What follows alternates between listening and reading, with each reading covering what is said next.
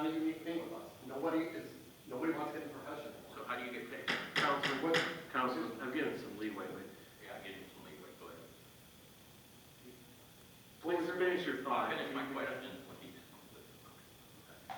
So, so that's the point, is to keep those officers there, right? So no one's coming in, and you can't just have your top guys leave and the next guys have 11 years on the job with really no experience as far as command and administration. There is none, right? They've been road cops. They just are recently promoted. The longest lieutenant, if you remove us top five, right, has been a lieutenant for a year. Less than a year. That's what they would be replaced with if we were all to walk out the door right now, right? That's a tough thing. With promotions, there has not been a list since the drop has been in place that someone didn't get promoted. There's always a promotion on the list. Always. We had, in the drop, you could stay 5 years. We had one guy stay 5 years, and the rest of them, the average is probably 2. So they're not sticking around for the 5 years, right? They're doing the drop, sticking around for a little bit. Hey, okay, it's time for me to leave, retire. And the next guy's taking that place. So it's not stopping anything as far as promotions go. Once you leave the drop, and there's other cities that have actually increased it instead of 5 years or 4 years, they actually increased it to 8 to 10 years.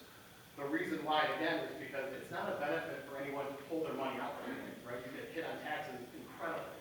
You leave it in the system, and the systems have realized that, okay, instead of paying all this money out, I have 5, 6 guys in the drop, that money's sitting there and actually being worked on and being used instead of just going to the employee. So there's like Dearborn Heights, for example, just increased theirs by 4 years. They have an 8-year now drop program where you can stay for 8 years. So like, hey, if we can keep these guys here and keep this money here, okay, it's a benefit for us. So that is kind of the explanation of the drop. My turn. And he's talking about the drop program. So now explain, that money stays in the savings for you, so you start drawing your retirement immediately, don't you? That's your retirement money, isn't it? You can't draw that. No, wait, listen. Okay. My turn. When you retire at the amount of money that you've earned through all those years, correct? What's your pension? What is your pension if you were to drop tomorrow? Well, I don't know, I haven't calculated. Think about it, Lieutenant. If you retired tomorrow at your base pay, just set a I base mean, pay. Councilman, yeah. All right, let me finish. Yeah, point of order has been raised. Councilwoman Whitten. I mean, one, I feel like we're interrogating a 22-year officer of our city, and I don't think asking what his pension total publicly is appropriate. Okay. I believe that the point of order is valid. Well, okay, my turn. Okay, so you retire. Your retirement basically stays inside the pension system. Can I ask, hold on. Much like we've discussed here, the council said, I believe that this is what the policy of the city council should be. We should not use I or you words, or we don't allow each other to interrogate each other. And when you're saying you, that's becoming a confrontational with this individual. You can state, if you do not believe in the drop program, you can state that you do not believe. Or you can say this is how it works. But what I don't want to have continue, because Councilman, I did give you leeway, there's been a point of order. Please state your position and no further direct interrogation of the police officer. Okay. So you retire, and you start getting paid. Who pays you?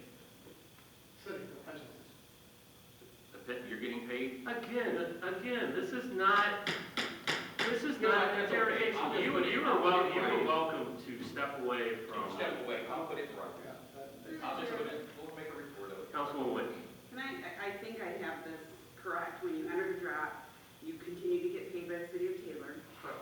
Your pension still sits in the pension fund. It's your money. It does earn, you said 2% interest. You're not drawing it right now, but it is sitting in the pension fund, but in a kind of a separate account, separate journal. And then your medical insurance, you're only getting once paid by the pension fund, I believe, whereas if we were to pay you as a retiree and hire someone, we'd be paying insurance on 2 people. So yes, there are advantages and disadvantages to this program. The disadvantage could be promotional opportunities. They're not eliminated, but they may be reduced slightly because there are people in the drop program, right? I believe. I mean, And it again, that's could be that. theoretical, it could be. The advantages are keeping knowledgeable officers who are trained in a time where people do not want to become officers.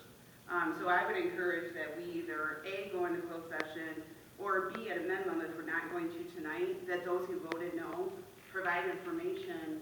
I talked to Chief Blair, I talked to Hopper, Mr. Hill reached out to us. We can't move forward if someone doesn't know what the issues are. If you vote no, again, just communicating so those could be worked out. If you want to change me, propose what that is. I looked at the increases. They're very normal and national averages of increases. They sent us comparables, so we have something to say, what are other communities doing? And then it was essentially that and drop. There weren't really main significant changes other than that. So again, if there's a counter proposal, we're going to have the contract. At some point, it's just, again, providing that data and respecting our officers who have spent a lot of years with us. That's my take on it. At this point, two paths. Either a person who voted against item 6.1 makes a motion to reconsider, or two, we go into closed door. Three is that we move on to new business. Move on. I don't hear a motion to go into closed door session. I do not hear a motion to reconsider. I'll motion to go into closed door session so we can hopefully get some of this information to work this out. Is there support? Through the chair, if somebody wants to send an email or something with recommendations or something like that, I'll look over them, and then possibly Nick and his group will sit down and discuss those and see if we can come to some sort of agreement. There is a motion by Councilwoman Witten, supported by Councilman Johnson, to go into closed door session to discuss the police contract. A record roll call vote is required. Mrs. Barnetta? No. Mrs. Winton? Yes. Mr. Johnson? Yes. Ms. Rose? No. Mr. Remick? No. Mr. Slavin? Oh, Jesus. Mr. Geis? That's why Yes. he's here. Motion passes 4-3. That's why he's here. Because he asked him to come. So we can let people go home? We are, Just yeah. a couple people that had wanted to talk. Yes. We are in closed door session.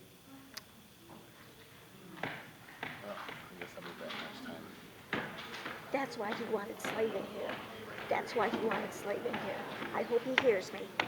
That's why he wanted him here. That poor guy, he's been in medical. This is the first council meeting he's been back to. You know why he's here? Because the mayor wants that contract tonight. They dragged him out. He's in a wheelchair. He's on oxygen. That's why he's here.